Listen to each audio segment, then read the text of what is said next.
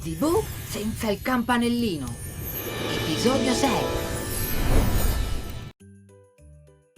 Zibù aprì gli occhi di colpo e si mise seduto sull'erba umida. Il bosco era vivo, il vento muoveva le foglie e gli uccellini cantavano, e il sole del mattino filtrava tra i rami come una carezza. Tutto sembrava tornato al suo posto, eppure dentro di lui c'era un vuoto strano. Zibù abbassò lo sguardo sulle mani, vuote. Il campanellino del tempo non c'era più. Sentì un nodo nello stomaco, come quando cerchi qualcosa in tasca e non la trovi. Strinse le dita, poi le riaprì e niente. È finita, davvero. Mormorò.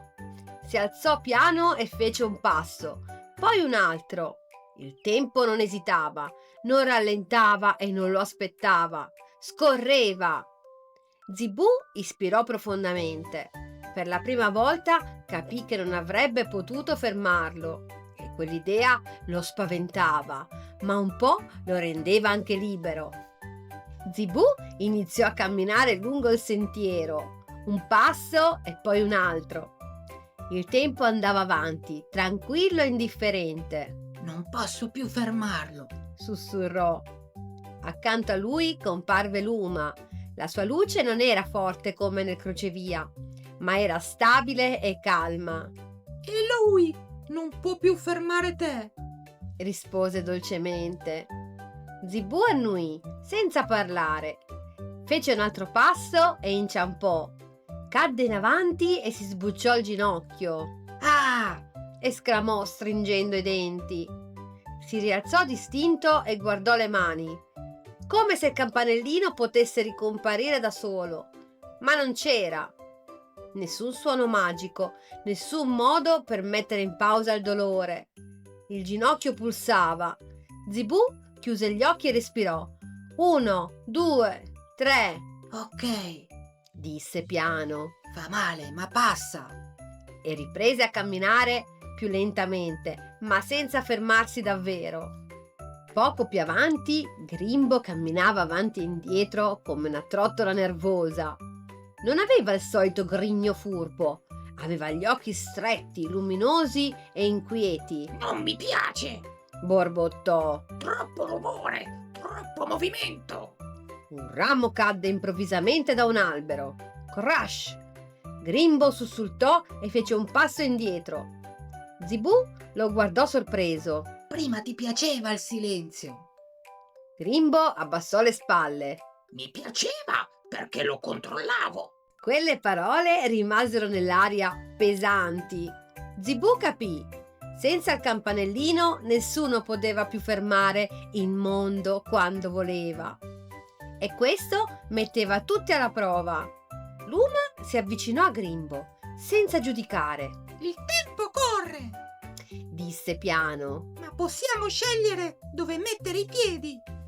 Grimbo strinse i pugni, poi riaprì lentamente. Non era felice, ma stava ascoltando. E per lui quello era già un cambiamento enorme. Quando arrivarono al villaggio, Zibù si fermò a osservare. Tutto era vivo, una bambina correva, un cane abbaiava e un signore rideva forte. Niente si fermava per lui.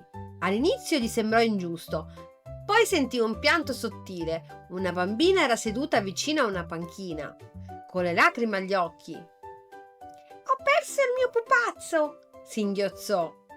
Zibù si avvicinò e per un attimo pensò: se avessi il campanellino. Poteva fermare il tempo, cercare con calma e sistemare tutto in un secondo. Poi scosse la testa. Cerchiamo insieme, disse. Cercarono sotto la panchina, dietro un cespuglio e vicino alla fontana. Il tempo passava e la bambina tirava su col naso. Zibù sentì la stanchezza nelle gambe, eppure non si fermò.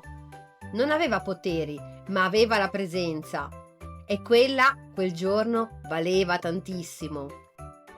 Finalmente, dietro un albero, il pupazzo comparve, impigliato tra due radici. La bambina lo afferrò e sorrise di colpo, come se il sole fosse uscito dal suo viso. Grazie! disse, stringendo forte. Zibù sorrise a sua volta. Dentro sentì qualcosa di nuovo, non magia, non luce, ma soddisfazione. Luma fluttuò vicino a lui, dolce. Hai visto? Mormorò. Il tempo non si è fermato, ma tu sì, per aiutare. Zibù annui lentamente. Capì che non serviva a controllare il tempo, serviva a scegliere come usarlo. Grimbo si sedette su una pietra e guardò la piazza, piena di voci. Forse Disse piano. il silenzio non serve sempre. Zibù alzò lo sguardo. Il sole stava tramontando. Il tempo scorreva e per la prima volta non gli faceva paura. Ma nel bosco lontano qualcosa si mosse tra le ombre, come un richiamo. E Zibù capì. Il tempo, presto, avrebbe chiesto di nuovo aiuto.